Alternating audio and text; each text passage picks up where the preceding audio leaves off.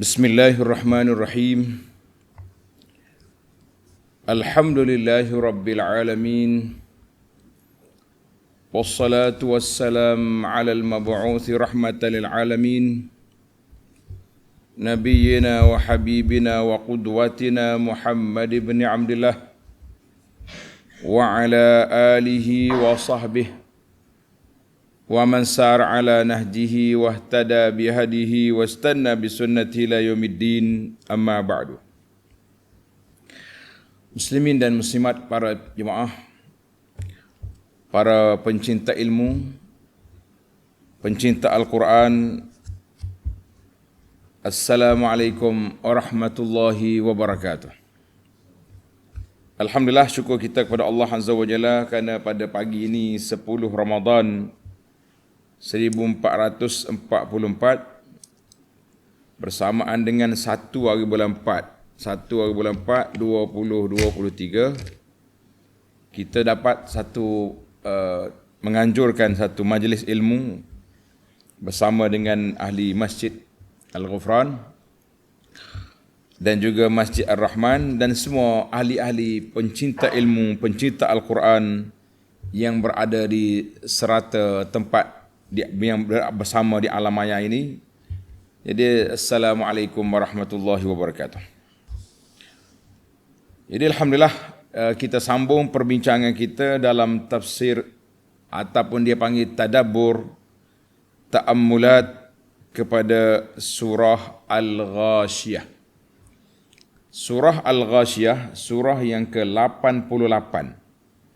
Surah yang ke-88 daripada 114 surah. Kita ingatlah ilmu tentang surah ni, dalam Quran ada 114 surah. Berapa surah ada dalam Quran? 114 surah. Surah Al-Ghashiyah ni surah yang ke-88 dalam juzuk yang ke-30, maknanya juzuk yang terakhir. Dan dia termasuk di dalam salah satu daripada surah, dia panggil surah min suwari al-istifham. Surah yang Allah Ta'ala mula dengan pertanyaan. Allah Ta'ala mula dengan pertanyaan. Hal ata, adakah datang kepada kamu? Jadi kita dah sebut malam ada 6 surah yang dimulai dengan pertanyaan. Hal ata ka hadisul ghashiyah, hal ata alal insan amma yatasaalun, alam nashrah, alam tara kaifa fa'ala rabbuka bi ashabil fil, ara'aita alladhi yukadzibu biddin. Jadi 6 surah ini dimula dengan pertanyaan.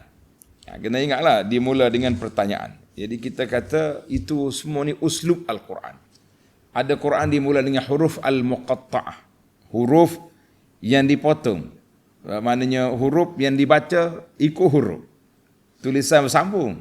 Jadi kalau orang tak belajar Quran atau perangkat dia jumpa dengan huruf, contohnya alif lam mim. Orang mengaji Quran dia baca alif lam mim. Orang tak mengaji dia kata alam zalikal kitab. Kita dah jumpa dah tu cerita orang baca alam ni. Kita kata jangan duk baca alam gitu. Kita kena baca alif lam mim. Barulah jadi dia punya itu pengajian dia. Jadi surah Al-Ghashiyah ini surah yang menceritakan tentang hari kiamat. Kita hari kiamat, bagaimana keadaan orang kafir. Begitulah uslub Al-Quran. Dia sebut tentang orang kafir, kemudian dia sebut orang mukmin. Ada kata dia sebut orang beriman dulu, kemudian dibawa pada orang kafir. Tengok jenis lah, tengok jenis. Jadi oleh kerana ayat ini menceritakan huru-hara hari kiamat, yang besar huru-hara hari kiamat ni terkena kepada siapa? Yang beratnya huru-hara hari kiamat ni kepada orang kafir. Orang-orang yang beriman insya-Allah. Orang-orang yang beriman insya-Allah akan selamat. Di bawah rahmat Allah Azza wa Jalla di akhirat nanti. Jadi kita jangan duduk bimbang apa yang terjadi. Yang kita bimbangnya sekarang ni, apa persiapan kita, apa amalan kita. Lebih-lebih lagi di saat kita nak mati. Kerana itu disebut al-a'malu bil khawatim. Amalan seorang itu dikira yang terakhir. Manakala dia berakhir dengan syahadah, dia berakhir dengan kalimah la ilaha illallah, dia mati di atas landasan Islam, dia mati di atas sunnah Nabi SAW, insya-Allah orang ini selamat. Kemudian pada ayat yang berikutnya dibawa kepada kita, iaitulah ayat 8. Ini kita rewind balik, kita undur balik kepada siri yang lepas supaya kita nampak gambaran. Itu dia panggil ta'ammulat atau tadabbur ataupun perhatian. Tadabbur itu maknanya kita teliti maksud-maksud ayat, ataupun dia panggil ta'ammulat. Dalam bahasa ulama tentang masalah ini, dia ada beberapa perkataan. Ada yang guna ta'ammulat. Ta'ammulat maknanya kita ta'ammul, kita perhati tengok kepada ayat-ayat. Satu. Ada yang pergi kepada waqafat. Waqafat ni mana kita pilih beberapa poin utama yang Allah Ta'ala sebut supaya kita perhatikan. Dan yang lebih masyhur yang diguna oleh lafaz Al-Quran sendiri, afala yatadabbaruna al-Quran, apakah kamu tidak tadabbur Al-Quran? Jadi kalau kita guna istilah tadabbur mungkin lebih dekat, tapi tidak jadi masalah. Sebagaimana kata di para ulama bahasa, la musyahah fil istilah. Jadi gaya yang kita ambil untuk perbincangan khas kita ini, dia panggil ta'ammulat. Saya ambil kalimah ta'ammulat atau tadabbur ayat-ayat yang kita bincang di sini, supaya para jemaah dapat manfaat daripada perbincangan kita ini, iaitulah apa yang kita nak buat, apa faedah yang dapat kita ambil daripada ayat-ayat ini tentang kehidupan kita, untuk kehidupan kita. Kita ni perlu kepada belajar Quran, belajar tadabbur Quran untuk kehidupan. Untuk hidup atas dunia ni, apa yang patut kita kena buat, dan apakah faedahnya untuk kita di akhirat nanti, insya-Allah biiznillahi azza wa jalla. Itu sangat penting dalam perjalanan hidup kita ni. Baik, jadi dalam ayat yang lepas kita dah bincang tentang dua kumpulan. Kumpulan yang pertama bermula daripada ayat, selepas daripada soalan, Allah tanya, hal ataka hadisul ghasyiah. Sudah sampaikah kepada kamu cerita perkhabaran tentang huru-hara yang meliputi semua. Semua orang akan huru-hara, orang beriman huru-hara, tapi cara huru-hara orang beriman itu lain. Ada yang duduk di bawah bayangan, ada orang yang sudah duduk di bawah, bangun dalam keadaan aman, sampai masuk syurga tanpa hisab, tanpa azab, dan pelbagai lagi cara yang Allah Ta'ala bangkitkan hamba-hambanya pada hari kiamat nanti. Allahumma ja'alna minal aminin. Ya Allah, jadikan kami termasuk di kalangan orang-orang yang aman, tenang di akhirat. Jadi macam kita dah sebutlah, sekarang ni orang dah mula cakap, bila ada orang mati, semoga tenang di sana. Semoga tenang di sana. Orang kafir mati pun tenang di sana juga. La, kita orang beriman, orang Islam tak boleh kata kepada orang kafir semoga tenang di sana. Tak boleh. Jadi kita kata Allah Ta'ala lah yang beri balasan mengikut apa yang dia kehendaki. Jadi kalau kita nak doakan kepada keluarga si mati, kan, kita doakan kepada keluarga si mati, takziah dipanggil. Semoga awak tenang di sini dengan perpisahan ini, boleh. Tapi kalau kita nak kata kepada orang mati semoga tenang di sana, siapa dia? Nak tenang kat mana? Yang tenang ni orang beriman je. La khaufun alaihim walahum yahzanun. Jadi alladzina amanu wa kanu yattaqun. Orang yang beriman, orang yang bertakwa, la khaufun alaihim walahum yahzanun. Mereka tidak ada ketakutan ke atas mereka, dan mereka tidak akan duka cita. Itu yang dikatakan keamanan yang ada itu. Maka dalam ayat 1, ayat 2 Allah jawab. Allah detailkan soalan yang dia tanya, kemudian dia jawab. Huru-hara itu bermula dengan orang yang kafir, wujuhun yawma idzin khasyiah. Kemudian diikuti dengan ayat 8, wa wujuhun yawma idzin ayat 8, wujuhun yawma idzin na'imah. Ya, ayat 2, wujuhun yawma idzin khasyiah. Dua wajah yang sangat berbeza, sangat menakutkan kita para jemaah sekalian. Ini wujuh khasyiah, wujuh yang tunduk, yang hina. Satu lagi ayat 8, wujuhun yawma idzin na'imah. Wujuh, muka yang sangat tenang, yang sangat bercahaya, kan, berseri-seri pada hari itu, berdasarkan kepada apa? Berdasarkan kepada amalan yang mereka lakukan di atas dunia dulu, Semoga Allah Ta'ala jadikan muka kita ni termasuk di kalangan muka yang berseri. Di dunia kita berseri, hasil daripada wuduk, hasil daripada muka kita ada sujud pada Allah Azza wa Jalla. Di akhirat nanti kita berseri, kesan daripada ibadat yang kita buat di dunia ini, kita akan tengok di akhirat nanti. Amin ya rabbal alamin. Baiklah. Sekarang kita masuk kepada ayat yang ke-17. Yang kita nak sambung hari ini ayat 17. Tuan-tuan buka yang ada tafsir pimpinan Ar-Rahman atau mana-mana tafsir sajalah. Yang pimpinan Ar-Rahman ada Sejawi, muka surat 1384. Yang lain-lain cari nombor ayat, jumpalah surah Al-Ghashiyah ayat yang ke-18. Yang ke-17. Ayat 17, cuba tengok. Allah Ta'ala sebut di sini, A'udzubillahi, kita baca ayat. A'udzubillahi as-sami'il 'alim minasyaitonir rajim.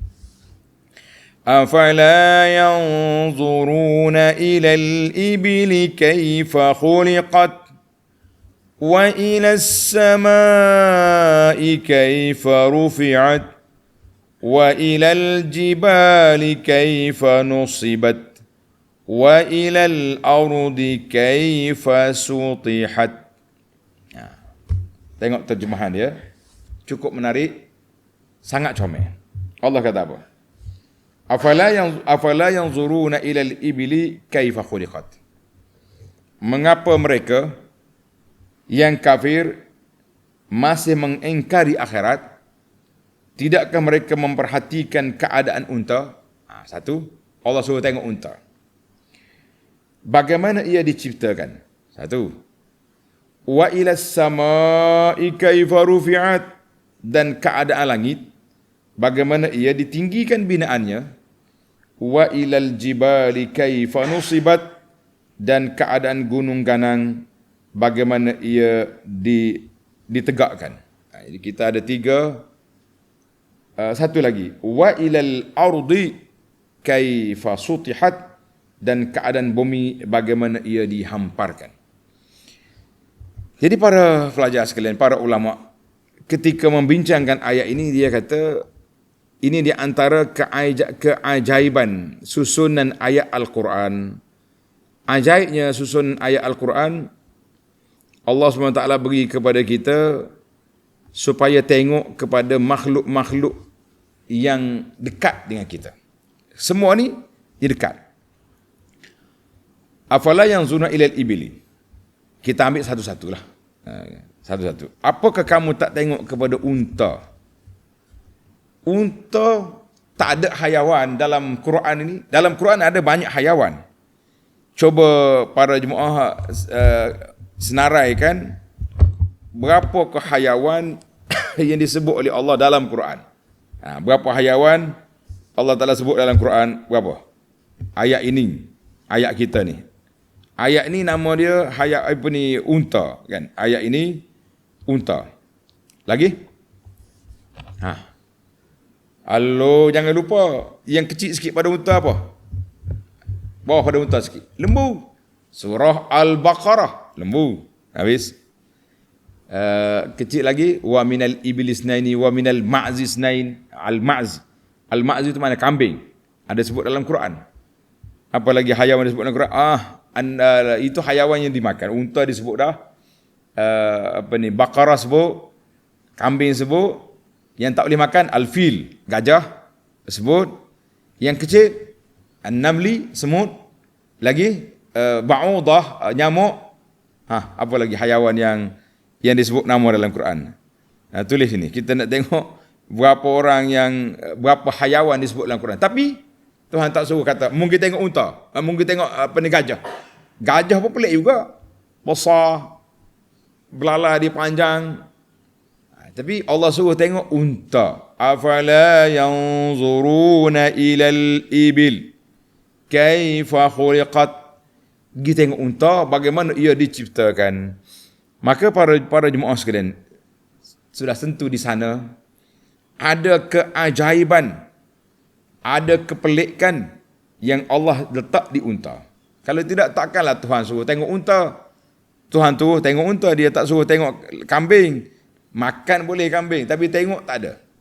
Bukan makna kita tak boleh tengok unta, tak boleh tengok kambing, tak boleh tengok gajah. Pergilah tengok, perhatikanlah juga. Kan? Tengok burung, hudhud ada dalam Quran, at-tair. Dalam surah Al-Maut, at-tair. Jadi ada burung, tapi dia tak suruh tengok.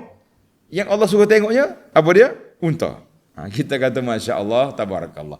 Telah tentu di sana ada hikmat yang tersendiri yang Allah Ta'ala akan tunjukkan kepada kita. Dia panggil mu'jizatun min mu'jizatil khalqi. Benda yang pelik, perkara yang ajaib dalam makhluk Allah Ta'ala ini, Allah suruh tengok unta. Suruh tengok unta. Sebab apa suruh tengok unta? Jadi unta ni ada banyak benda ajaib. Mari kita tengok sikit. Takkanlah Tuhan suruh tengok, kita tak tengok. Cuma kalau nak tengok sungguh, kita kena pergi ke mana? Pergi ke negeri Arab lah. Tempat kita ni unta ada dah. Ada dah tempat kita ni unta. Di Zoo Kuala Krai ada ke tidak? Kalau Zoo KL ada dah unta. Zoo Kuala Krai ada ke tidak? Dia kata unta ni di antara perkara yang Allah Ta'ala suruh tengok kepada dia. Kita bermula daripada beberapa perkara. Saya nak ambil peringkah ya. 2-3 poinnya supaya tuan-tuan boleh berfikir. Dia kata waqad kashafal ilmul hadis. Para pengkaji ahli sains kehidupan hayawan telah mengkaji beberapa perkara yang ajaib, yang sangat dahsyat, yang Allah Ta'ala letakkan kepada unta. Di antaranya, satu, hasatus sama', pendengaran dia kuat. Pendengaran dia sangat kuat. Kalau nak banding, sepatutnya yang kuat dengar ni gajah. Sebab apa gajah kuat dengar? Sebab apa? Sebab telinga dia besar. Telinga gajah tu besar. Tapi unta lebih kuat dari sudut pendengaran dia. Dia boleh mengecam. Suara tuan dia, tokai dia panggil boleh. Walahu ainani kabiratan. Mata dia besar. Biji mata dia besar. Tengok. Sebab apa? Sebab dia macam lampu LED lah mata dia ni. Dia boleh tengok pada waktu malam, dia boleh tengok pada waktu siang. Sekarang ni tak kisahlah ada lampu. Unta berjalan di padang pasir zaman dulu. Zaman tak ada lampu dia boleh berjalan. Jadi dia panggil kemudian dia punya kelopak mata, bulu mata dia berapa lapis? Macam kita satu lapis kan. Yang ada satu lapis ni pun makcik-makcik yang ada yang buang bulu mata. Dia buang bulu mata, bulu kening ni. Yang dibuang, kemudian dia cat sendiri. Jadi unta ada berapa lapis dia punya bulu mata dia. Sebab apa? Sebab bila dia berjalan, kalau mari pasir, dia boleh tutup separuh. Pasir tak masuk dalam mata dia. Debu-debu tak masuk dalam mata dia. Allahu Akbar. Jadi boleh dia boleh berjalan. Kita kalau mari debu pasir, tak boleh berjalan. Anak waktu belajar di Madinah dulu, sempatlah beberapa kali diuji dengan ribut pasir. Takut. Kalau kita berhenti kereta, nanti dia langgar orang. Kalau kita berjalan, takut kita langgar orang. Tak nampak. Nak guna wiper apa? Pasir. Kalau hujan kita guna wiper kan. Ini pasir tak boleh guna. Jadi kita berjalan sampai jumpa dekat stesen minyak. Barulah kita rasa Allah lega sikit. Kita masuk stesen minyak, kita pergi berhenti di sudut-sudut yang jauh. Tepi masjid ke apa, yang dikira tidak dilanggar oleh orang. Ini takut. Tapi unta, Allah SWT beri kepada dia bulu mata dia tu beberapa lapis. Apa lagi yang kita nak tengok? Unta. Dia kata kemudian dia punya ingatan dia kuat. Kalau dia pergi 10 tahun balik mengembara, dia balik semula kampung dia tahu jalan. Dia boleh balik semula ke kampung dia boleh tahu. Dan Allah Ta'ala jadikan tengkuk dia panjang. Kenapa tengkuk dia panjang? Unta. Camel ni kenapa dia punya tengkuk dia panjang? Walahu raqabah tawilah. Sebab apa? Sebab dia tinggi. Unta ni dia kaki dia tinggi. Dia bukan macam lembu. Jadi kalau dia tinggi, kalau tengkuk dia pendek, kalau nak makan macam mana? Macam gajah dia tinggi, tapi dia ada belalak, dia boleh tarik naik ke atas. Ini tak payah tarik. Mulut dia pergi ke bawah. Kita kata subhanallah. Mulut dia pula pergi ke bawah. Kemudian kalau ada pokok yang tinggi-tinggi, mulut dia naik ambil. Nak cerita hal unta panjang. Kemudian unta ni di antara perkara yang pelik yang dia laginya, dia boleh simpan air. Dia boleh simpan air dalam di atas bonggol dia tu, dia boleh simpan lemak. Macam mana lagi apa yang kita nak buat? Jadi dia boleh, tubuh dia boleh berjalan di bawah panas terik matahari, boleh berjalan, dan waktu sejuk juga dia boleh berjalan. Kita pun tak tahu nak kata dah, dia panggil ajibu al-jamal. Tuan tak boleh tengoklah, kan? Boleh tengok dalam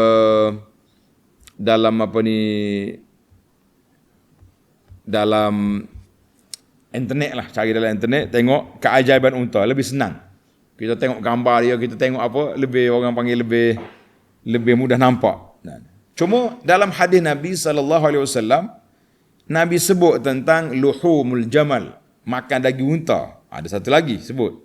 Dan susu unta ni susu yang sangat berkhasiat. Kemudian yang peliknya, air kencing unta. Air kencing unta boleh jadi ubat. Pernah pada zaman Nabi SAW, air kencing unta ni, ada orang mari ke Madinah, dia sakit perut. Sakit perut. Bila sakit perut, dia mari, maka Nabi kita SAW kata, kamu pergi ke tempat unta zakat sedekah tu, mau pergi minum susu dia, wa abwaliha, minum air kencing unta. Pergi minum susu dengan air kencingnya sekali. Jadi pergilah dia, si puak-puak yang sakit perut tadi, dia panggil Jawa ni sakit perut, tak sesuai dengan udara Madinah. Bila dia pergi, dia pun sihat. Bila sihat, dia tahu unta Nabi buat lagi. Maka Nabi SAW mengarahkan para sahabat supaya kejar puak ni, tangkap dia, dan dijatuhkan hukum lah, mengikut apa yang telah disebut itu.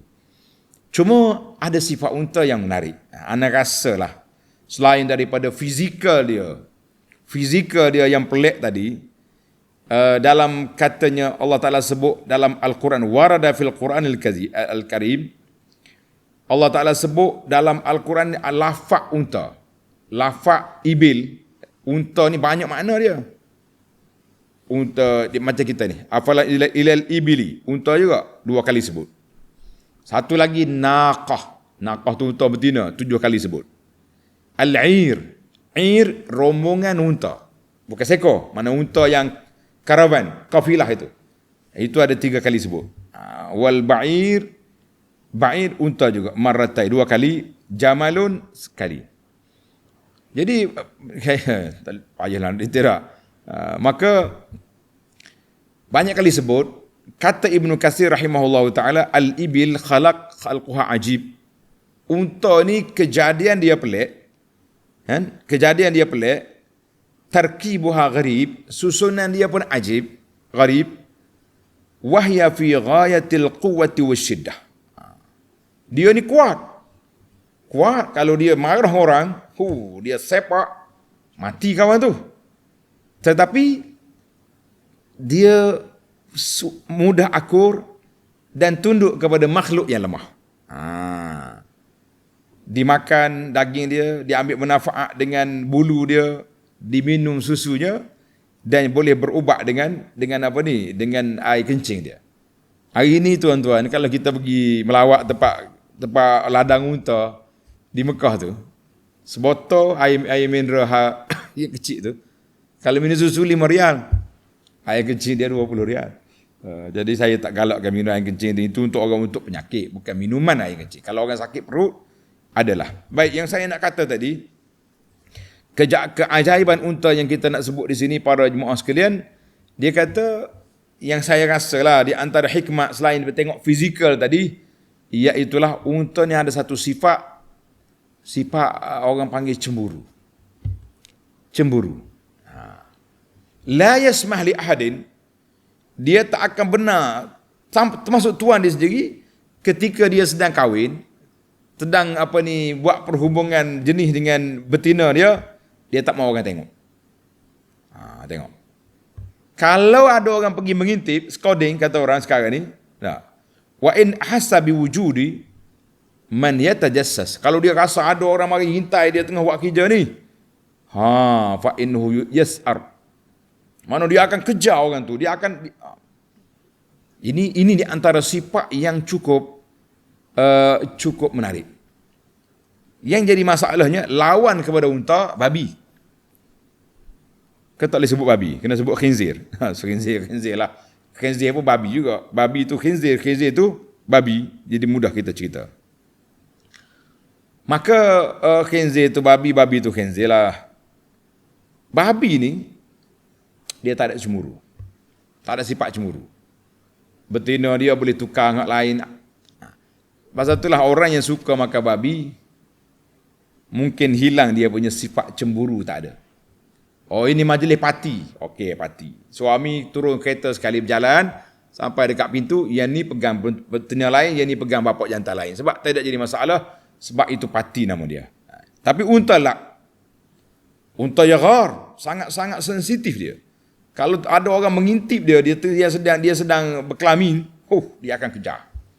Mungkin boleh bawa mati. Maknanya kita makan orang yang makan daging unta ni biar ada sifat cemburu. Cemburu sensitif kita kepada keluarga kita, kepada family kita, kepada isteri kita. Ni tidak, isteri tak tutup aurat, boleh bawa pergi pasar. Bini pakai baju kelawar, tak tutup aurat, suami dengan kepiah cotnik atas kepala, bawa bini pergi apa? Pergi bazar, pergi shopping. Kita kata unta lebih peka dengan awak terhadap keluarga dia, terhadap keaiban keluarga daripada manusia yang tidak mengenali hukum Allah Azza wa Jalla. Baik, minta maaf, saya rasa memang para pendengar berminat dengan cerita unta, tapi tajuk kita ni bukan unta. Nanti kalau nak dengar unta, kita bawa cerita unta saja. Yang kita nak ceritanya tentang apa yang kita nak tadabbur daripada ayat ini. Cuma Allah Ta'ala sebut di ayat ini, iaitulah kamu tengok unta. Katanya dalam satu riwayat, Khalid ibn Walid, panglima Islam Khalid ibn Walid radhiyallahu anhu, qata'a sahra as-samawah. Dia pernah berjalan nak potong padang pasir Samawah ni seminggu, usbu'. Attasal ibil wasara biha minal Iraq ila al-Yarmouk. Jadi boleh unta dia berjalan dengan bekalan yang ada dalam tubuh dia boleh berjalan seminggu. Kita kata Masya Allah, Tabarakallah. Tapi unta ni sensitif juga dia. Selain daripada dia sifat cemburu tadi, dia juga mudah sedih. Pernah satu hari, Nabi kita sampai ke Madinah, dia tengok ramai orang dekat sini. Ramai orang. Nabi kata, ada apa ni? Kenapa? Nabi ni peka dia. Dia kata, ya Rasulullah, unta mengamuk. Unta dalam kebun tu mengamuk. Orang tak berani pergi dekat. Kata baginda Nabi SAW, iftah bab. Buka pintu, aku nak masuk. Unta mengamuk. Nabi SAW maklumkan bahawa laisa ma bainas sama'i wal ardi.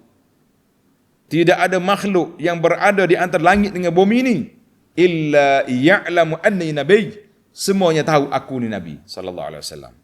Illa asil jinni wal insi, kecuali jin dan manusia yang derhaka, yang kafir, ini yang tak kena. Maknanya Nabi bagi jaminan, mu jangan takutlah. Semua makhluk antara langit dan bumi ini dia kena aku nabi sallallahu alaihi wasallam. Yang tak kenanya siapa? Yang tak kenanya makhluk-makhluk yang bernama manusia dan jin yang nakal-nakal, yang kafir, orang ni yang tak kena baginda Nabi sallallahu alaihi wasallam. Jadi kita mudah-mudahan kita termasuk orang yang kenal Nabi dan mencintai sunnah Nabi sallallahu alaihi wasallam. Kalau tak kenal Nabi saja, kamu dia duk mendewa-dewakan Nabi saja tanpa mengikut sunnah dia, kita kata ini satu kepincangan yang cukup berbahaya. Pincang yang cukup berbahaya. Sebab apa? Sebab kita kenal fizikal secara umum, tapi kita tidak kenal amalan yang diajar oleh baginda Nabi sallallahu alaihi wasallam. Jadi bila Nabi kata, buka pintu, aku masuk. Nabi masuk. Unta yang tengah mengamuk tadi Dia tengok Nabi datang, sallallahu alaihi wasallam, dia datang. Dalam ada setengah riwayat kisah, bila kita baca cerita ni saya rasa tersenyum kita. Allahu Akbar, makhluk kenal Nabi. Dia letak unta kan, tengkok dia panjang, dia mari letak dekat telinga Nabi sallallahu alaihi wasallam, dia mengadu bahawa kasratul kulaf wa qillatul ulaf. Banyak kerja, makan sikit. Kita hari ni pun, pekerja-pekerja kita kalau kerja kuat gaji tak cukup, demonstrasi juga. Jadi unta pun pernah dia mengamuk demonstrasi di Madinah sebab makan tak cukup. Maka Nabi panggil, mana siapa dia tuan unta?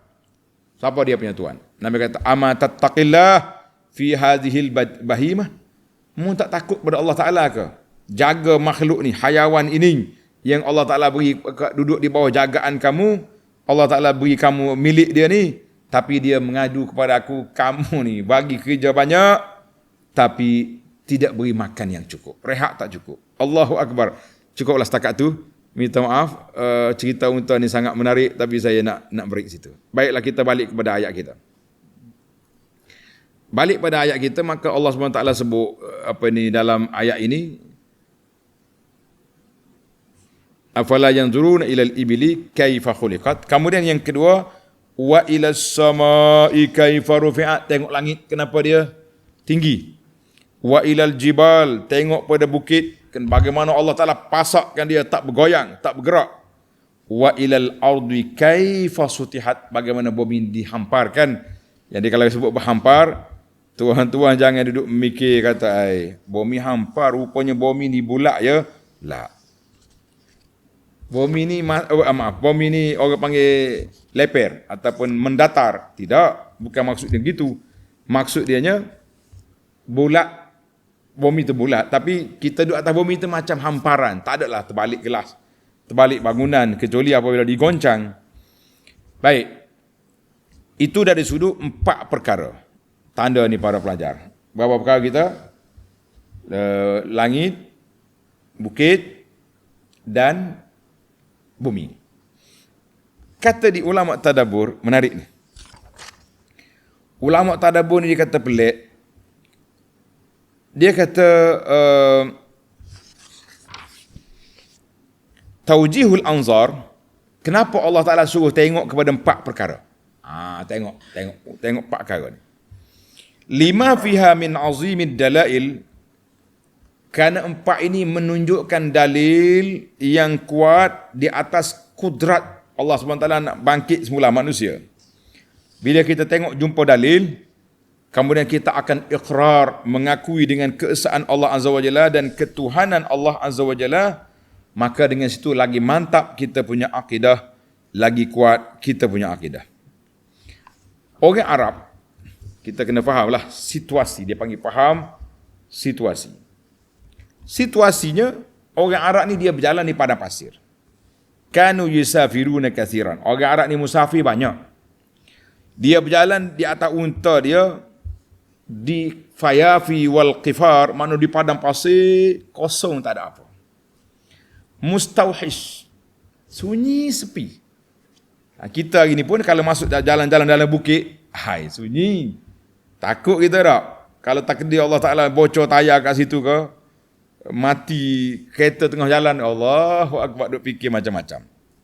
Jadi orang bila manusia ni berjalan di tengah-tengah suasana begini, dia akan berfikir.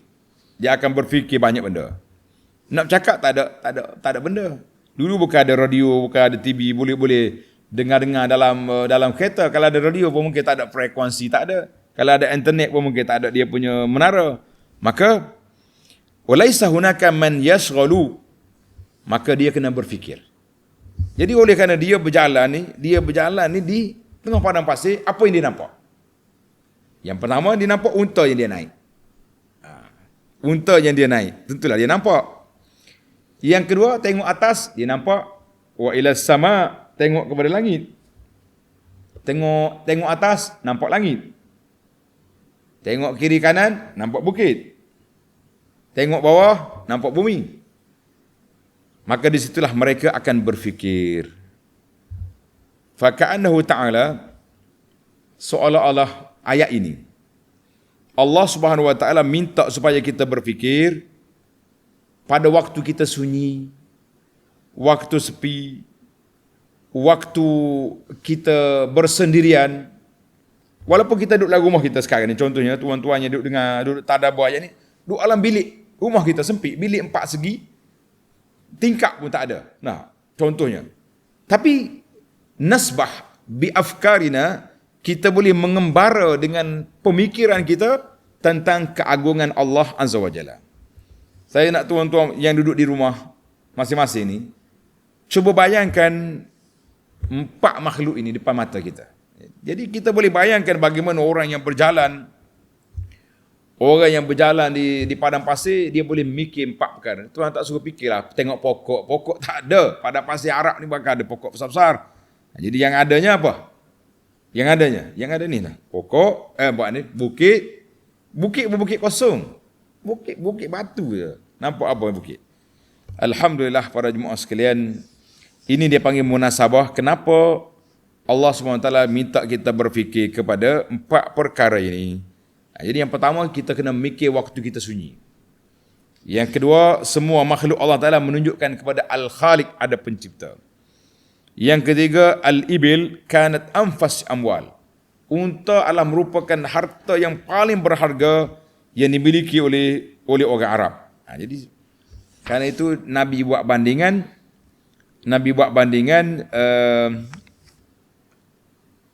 siapa yang dapat Islamkan seorang. Kita berdakwah, kita Islamkan orang yang bukan Islam. Ataupun orang Islam dah, tapi dia lara, tak solat, tak tu macam-macam tak. Nah, dia punya lara pergi berjudi, habis benda lah. Maksiat dia buat, kita boleh kembalikan dia ke rumah Allah. Nabi kata apa dia? La an yahdiyallahu bika rajulan wahidan. Kalau andai kata Allah Ta'ala beri kepada kita ni, boleh mengislahkan, beri hidayah kepada orang, seorang je masuk Islam kerana kita, ataupun orang yang jahat jadi baik kerana kita, khairul laka min humrin na'am, lebih baik daripada kamu dapat unta merah. Jadi unta ni dipanggil min anfasi amwalil Arab. Unta iaitulah di antara harta orang Arab yang sangat berharga. Maka kerana itulah kita kena tengok kepada unta. Kita kata Masya Allah, Tabarakallah, betapa tinggi, betapa agungnya ayat-ayat Allah. Apabila kita perhatikan, apabila kita tengok, apabila kita tilik, kita akan dapati semuanya akan terjadi, semuanya akan dapat manfaat dan faedah yang besar. Tak ada benda. Baik, mungkin hari lain pula kita perhatikan kepada semut. Macam mana semut ni berjalan. Yang paling ajaib lagi kalau kita nak perhati, tengok lebah. Oh, lebah ajaib je. Dia punya bagaimana kerjasama dia, taat dia kepada ketua dia, bagaimana dia boleh buat rumah yang begitu cantik. Oh, tapi kalau tengok labah-labah pula, pasal jenis rumah dia yang cukup rapuh, kena angin pun tercabut. Lain. Ni ada orang buat kajian tentang Wadin Namli. Kan dalam Quran kata, hatta iza atau ala Wadin Namli. Ketika Nabi SAW sampai ke perbandar semut. Ni ada orang buat kajian, dia ambil satu sarang semut dalam tanah, dia masuk seming. Dia masuk seming cair, lepas beberapa hari, dia pergi korek. Cangkul. Nampak sangat bandar semut tu. Ya. Hey. Kita yang tak berfikir, tak tahu apa. Tak, dia fikir nak makan apa. Jangan. Kita kena mikir kepada semua makhluk Allah Ta'ala suruh kita tengok ni. Cukup besar dia punya tadabbur kita. Baiklah. Kita pergi pada ayat. Masa pun sangat laju. Fadzakir innama anta muzakkir. Allah kata, fadzakir innama anta muzakkir. Fadzakir innama anta muzakkir.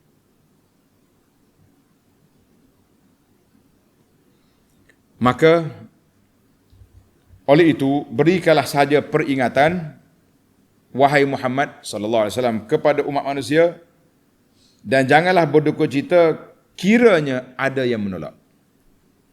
Ingat, kita sebagai pendakwah, orang yang bekerja pagi, petang, malam, siang mengajak orang kepada kebaikan, Kita jangan duk fikir berapa orang dah ikut aku hari ni. Berapa orang dengar cakap kita hari ni. Berapa orang yang kita berjaya menjadikan mereka ini orang baik. Tak usah duk fikir. Kena fikir juga. Tapi kalau kita duk fikir ke kejayaan yang kita nampak sekarang, susah. Maka Allah ajarkan Nabi Muhammad SAW, jangan berduka cita. Kiranya dakwah yang kau bawa, ada yang menolaknya. Kerana sungguhnya engkau anta muzakkir, hanya seorang Rasul pemberi peringatan. Mana kerja Nabi SAW memberi peringatan. Kalau kita dah jalankan tugas dengan cara yang baik, dengan uslub yang betul, tiba-tiba orang tolak, tiba-tiba orang tak mau terima, kita mengatakan itu bukan salah kita, salah dia. Salah siapa? Salah orang tu. Sekarang ni, contoh zaman kita hari ni. Bila kita tegur masyarakat buat benda yang menyalahi sunnah Nabi SAW. Dia kata, Syekh, anda tahu tak sebab apa orang tak terima dakwah anda? Kita kata, kita pun nak tahu juga kenapa tak terima. Kita mengharapkan orang terima. Dia kata sebab awak punya cara tak betul. Sebab itulah orang komen awak banyak, sebab itulah orang condemn awak banyak, sebab macam-macam lah sebab ni. Kita mengatakan, orang yang paling betul dalam sudut uslub, orang yang paling betul paling bijak dalam sudut dakwah, siapa? Orang yang paling bijak dalam dakwah, siapa? Tentulah Nabi SAW. Nabi, adakah orang Mekah tak condemn Nabi, tak komen Nabi, tak kata macam-macam? Dia kata kalau macam tu, maknanya kadang-kadang bukan salah kita. Kita pendakwah dah berlembut, ajak orang dengan cara baik, terangkan ini sunnah Nabi, ini bukan sunnah. Tapi orang sakit hati juga, orang tak mau terima juga, orang tolak juga. Bukan salah kita. Salah kepahaman dia, ataupun dia diracuni oleh orang-orang lain yang meracuni pemikiran dia, supaya tak susah nak terima apa yang diajar oleh Nabi SAW. Maka kita mengatakan itu di bawah kuasa Allah Azza wa Jalla.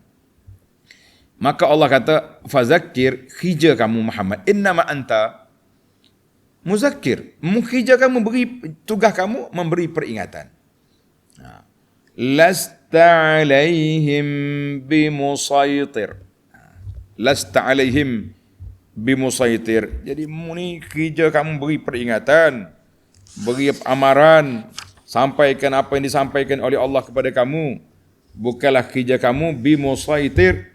Tengok terjemahan, bukanlah engkau seorang yang berkuasa memaksa mereka menerima ajaran Islam yang engkau sampaikan itu. Tak boleh nak paksa orang.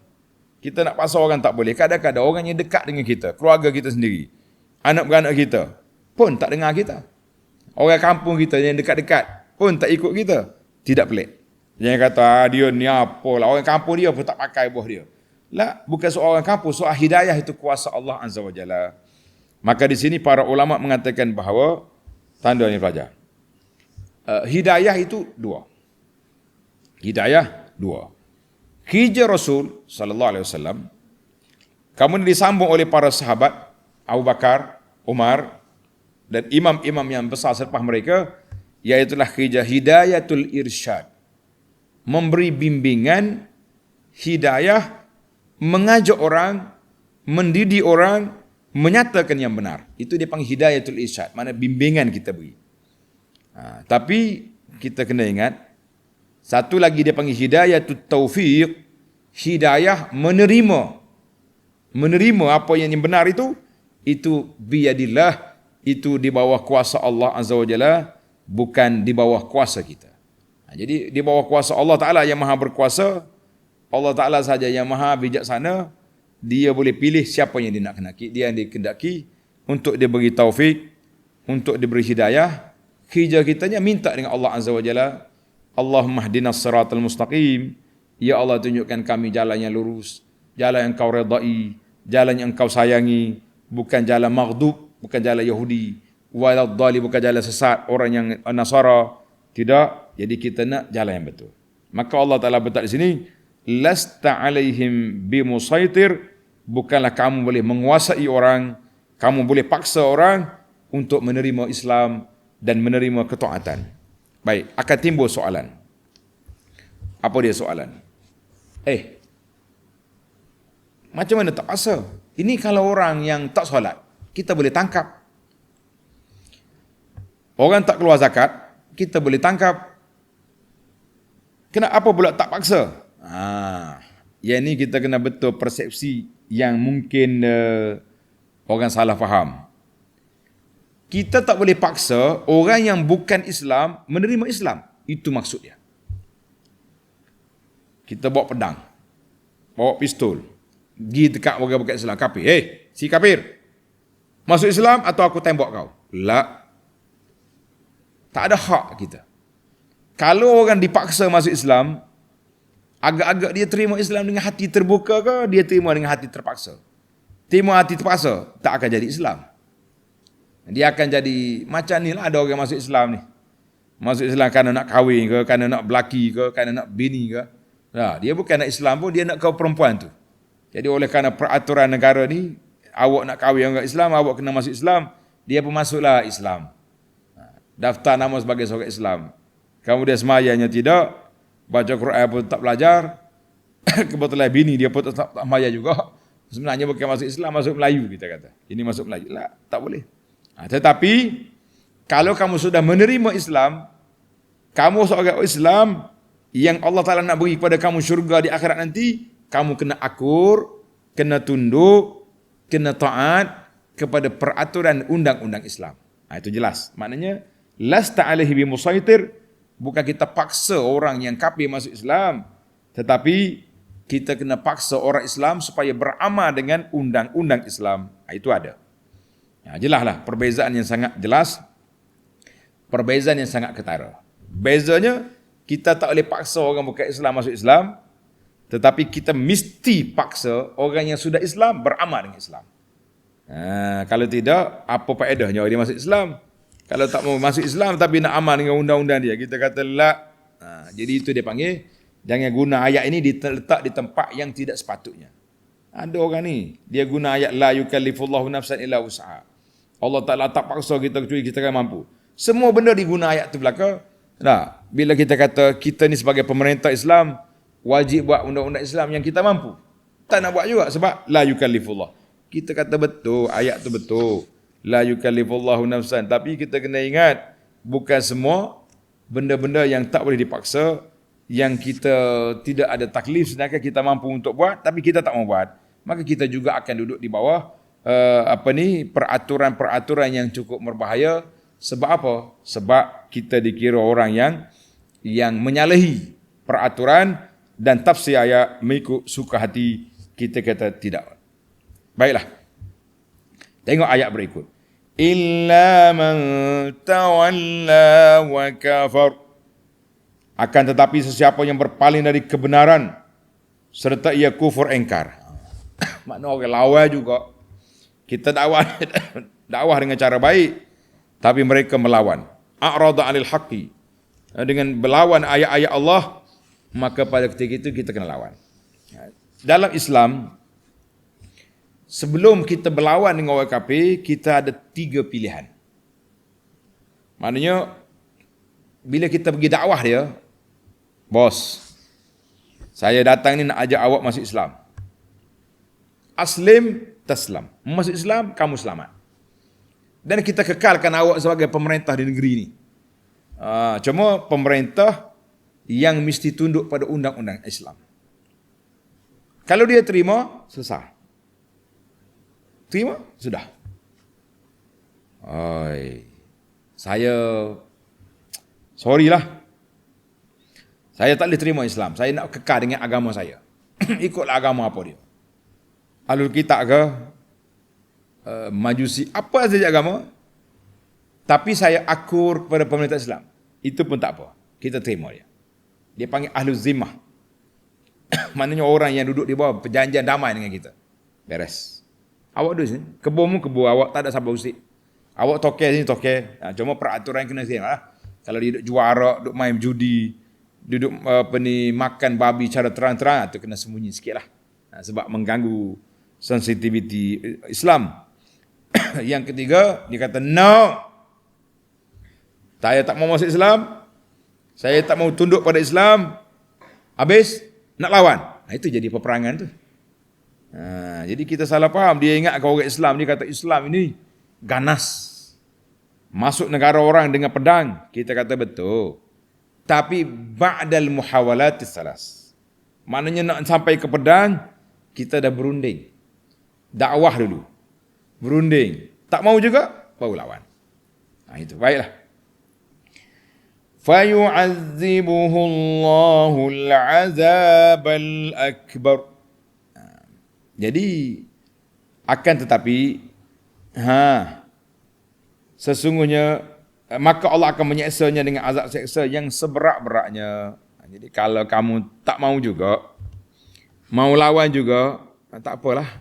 Atas dunia ni kita lawan, kalau kamu mati dalam kafir, maknanya kamu akan kena azab di akhirat esok dengan azab yang besar.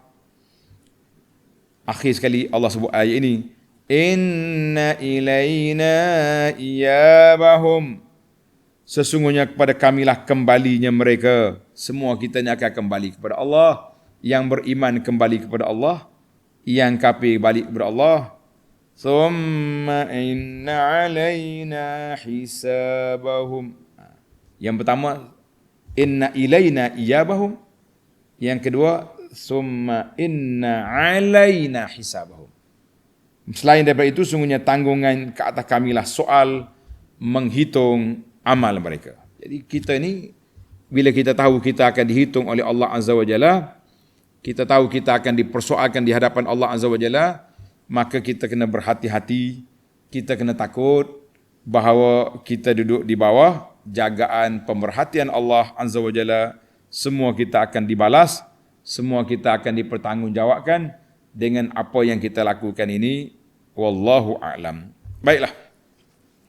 Tamaklah secara ringkasnya ta'ammulat pemerhatian kita kepada surah Al-Ghashiyah.